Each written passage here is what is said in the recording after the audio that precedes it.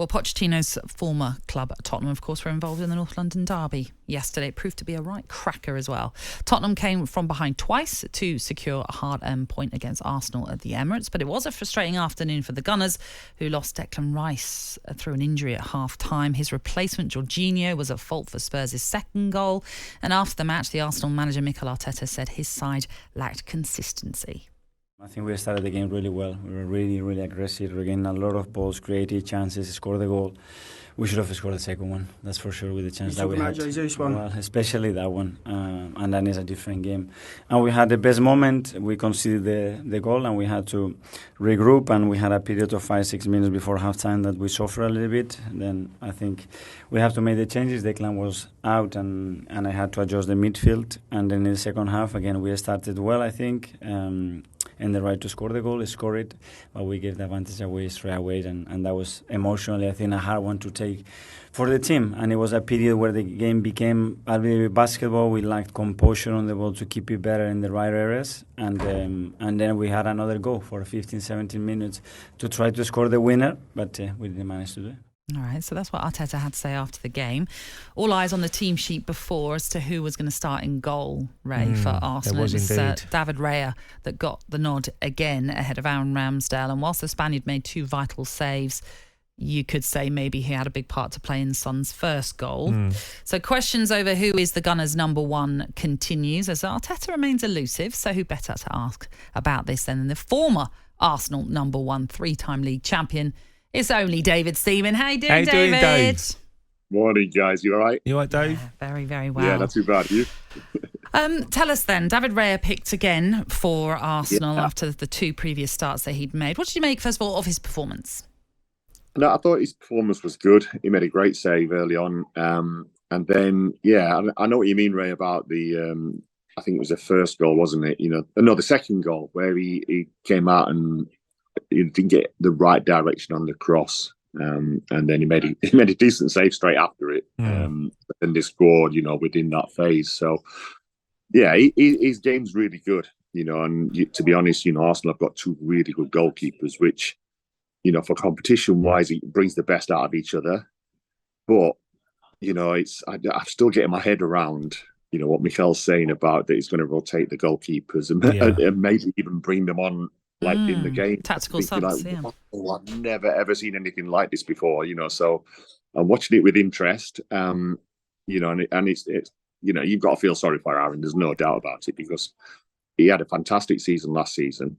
He even got in the players' team of the year, and that's a massive achievement.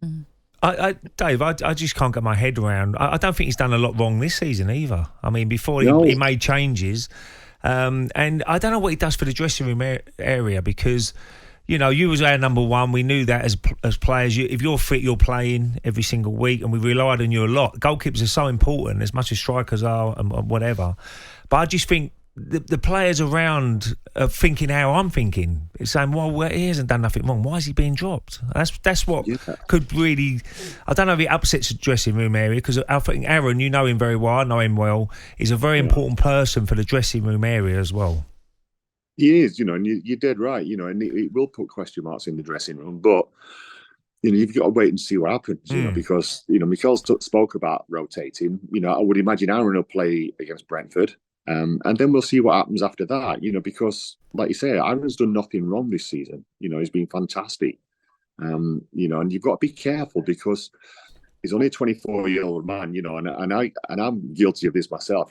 I sometimes think that he's around about 29, 30 because of what he's achieved in the game. He's Arsenal's number one. He's pushing to become England's number one. But yet then you forget he's only 24, so you've got to be really careful with him.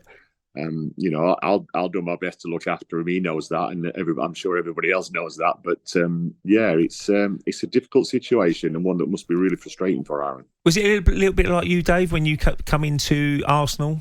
John Newkes obviously was a goalkeeper, and you come in, he was number one, and it just had to bide your time to get in the side, or was you straight in? I was straight in, Ray. Oh,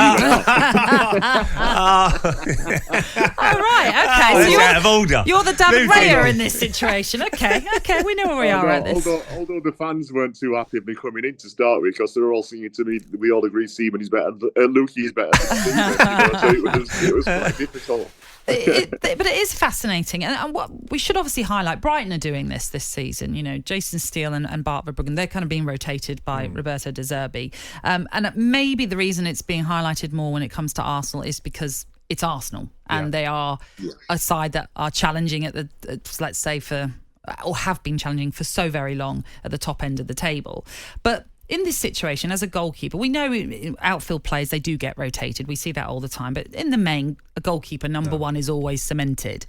Keeping you on your toes, again, is another thing we always hear about in football. But what do you think it would do confidence-wise to a keeper? For example, like you mentioned, David Raya pulled off a great save, didn't he, in that game that you mentioned from Brennan Johnson, I think it was. Yeah. But then there was that issue with the goal where he clawed at the ball and, you know, eventually they scored from that, Spurs.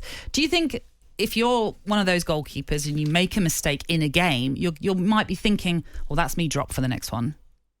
I know, but that's the situation, Ashley. It's like, because I remember having Peter Schmeichel on my podcast, and he said that he hated having a good backup goalkeeper.